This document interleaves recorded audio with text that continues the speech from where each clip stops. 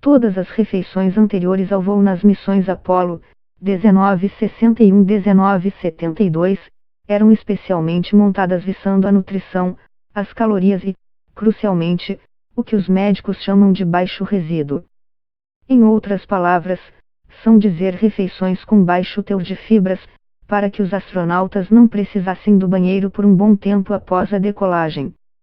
Colocaram Alan Shepard no foguete sem uma maneira de dar vazão à urina, lembra o repórter Jay Barbary, que comentou na época sobre a missão a primeira vez que um astronauta americano foi enviado ao espaço no canal televisivo NBC. Depois de 2 horas, ele começou a reclamar e desesperadamente pediu permissão para molhar sua vestimenta, o que finalmente foi concedido. Depois, astronautas da missão Apollo passaram a usar dispositivos pessoais de coleta de urina, um pouco parecidos com camisinhas, conectados a um sistema de descarte que ejetava os resíduos a partir da lateral da espaçonave. Resíduos sólidos por sua vez envolviam o uso de sacos de plástico, e a maioria dos astronautas tentava evitar ir ao banheiro pelo maior tempo possível. Foi bem difícil fazer tudo funcionar direito, ele me contou uma vez. Você até consegue coletar tudo, mas depois disso você gastava um bom tempo misturando pílulas, germicidas, com o que estava dentro do saco. Não era um trabalho prazeroso. As pílulas citadas por Cunningham se referem a um germicida que era misturado aos resíduos fecais para evitar que bactérias presentes nestes produzissem gás, que poderia romper os sacos. Os sacos plásticos fecais tinham bordas adesivas para ajudar na coleta da evacuação. Os papéis sanitários também eram introduzidos no mesmo saco, junto com o germicida. O saco depois era colocado em um compartimento especial para dejetos. Nas missões Gemini, de tripulações de 2 pessoas na década de 60, os astronautas recebiam 2,5 mil calorias por dia. Elas vinham em embalagens plásticas de alimentos liofilizados produzidos pela empresa Whirlpool Corporation. A liofilização envolvia cozinhar os alimentos, congelá-los rapidamente e, em seguida, aquecendo-os lentamente em uma câmara de vácuo para remover os cristais de gelo formados pelo processo de congelamento. Os astronautas injetavam água através de um bico para reidratar os alimentos e consumiam a espécie de pasta que resultava do processo.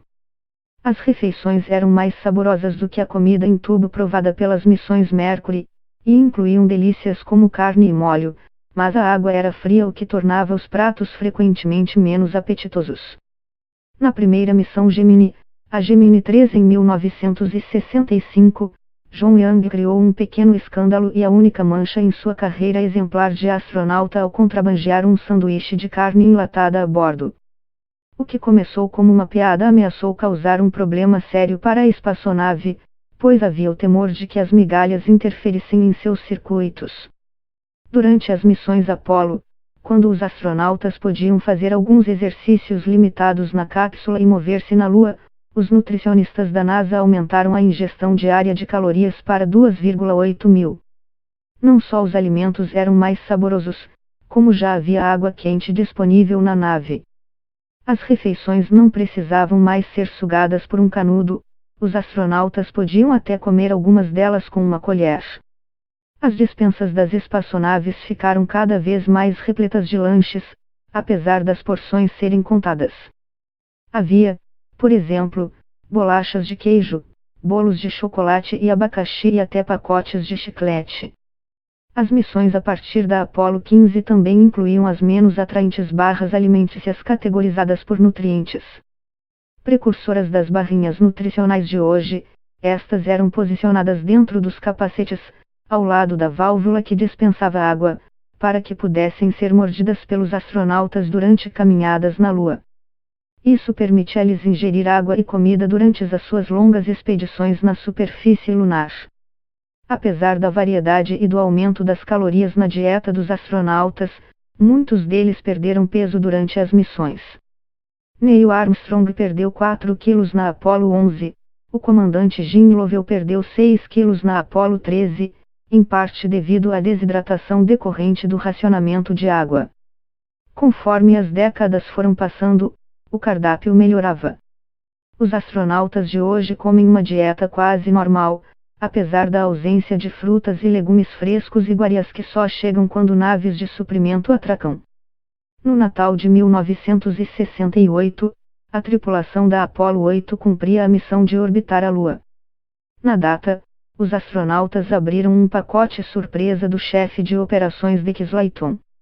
O presente trazia uma ceia completa que nem precisava ser reidratada com peru, molho de carne e molho de cranberry. Era um novo tipo de embalagem de alimentos que não tínhamos experimentado antes, diz o comandante da missão, Frank Borman.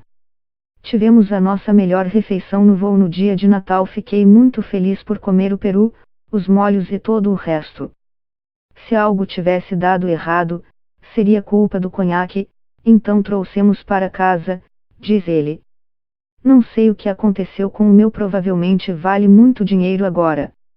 Álcool já foi consumido no espaço, principalmente em pequenas quantidades por cosmonautas russos em suas primeiras estações espaciais. Na Estação Espacial Internacional, entretanto, é proibido. Mesmo uma pequena quantidade pode quebrar o complexo sistema de recuperação de água da estação, que é alimentado com água do suor e da urina dos astronautas. Na longa lista de benefícios para a humanidade que vieram de programas espaciais, os alimentos liofilizados provavelmente teriam pouco destaque. Mas sem a Apollo, os micro-ondas que muitos de nós temos em nossas cozinhas ou as refeições prontas que milhões consomem todos os dias poderiam nunca ter sido desenvolvidos. Quando Neil Armstrong, Buzz Aldrin e Michael Collins retornaram da Lua e foram resgatados do mar pelo porta-aviões USS Orne, eles passaram seus primeiros dias em uma unidade especial de quarentena para proteger o mundo de possíveis micróbios lunares. Embora o MQF fosse equipado com cadeiras confortáveis, beliches, um banheiro e chuveiro, o espaço para cozinhar era limitado. Este é o forno de micro-ondas de bancada original, desenvolvido para o programa Apollo, diz Bob Fish, apontando para o item, preservado em um museu na Califórnia. A NASA foi até a Litton Industries, que desenvolvia fornos de micro-ondas gigantescos, e pediu que eles reduzissem o produto para que coubesse em um lugar como este, diz Fish. Então, eles reduziram, mas a primeira vez em que usaram, colocaram ovos, que explodiram. A empresa reduziu o tamanho, mas não tinha reduzido a potência dos aparelhos. Após as dificuldades iniciais, o micro-ondas provou ser um grande sucesso, permitindo que os astronautas aquecessem 3 refeições congeladas por dia. Estas incluíam café da manhã completo, costelas de carne e até mesmo lagosta. Entre os doces, tortas de pecan e de cereja. Assim que os astronautas foram transportados para Houston e transferidos, mas ainda em quarentena, para o laboratório de recepção lunar, mais comida chegou. Ela estava fresca e foi servida em mesas cobertas com toalhas brancas.